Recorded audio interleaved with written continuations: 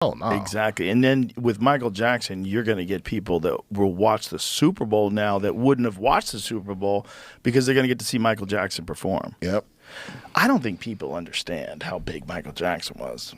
I don't think they understand it because they weren't alive when it was happening. Yeah, it's hard to convict. So when you talk to young people now, you're like, there'll never be anyone that big, and they're like, yeah, but Taylor Swift, but Beyonce is like, no, they're all huge. They're huge, but they're huge today.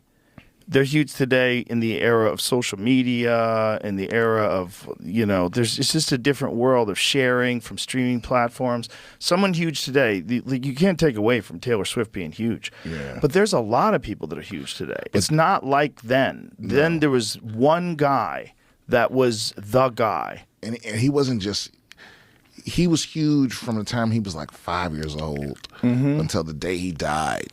He could literally have people passing out in Japan. Falling up. They couldn't stand being near him. They'd freak out. Yeah. That's why it's like the world is just set up differently where there could not be another Michael Jackson. No. It's not. It's a different world, but there's a few guys that broke through, and it's just like they ran to the top of Everest with no oxygen, and there was just no support system for them.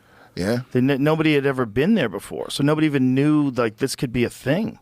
You had Elvis, who got there and he died, and then you have Michael Jackson, right? And nobody else has ever really gotten that big. Oh, the Beatles? The Beatles, yeah, I guess the Beatles did.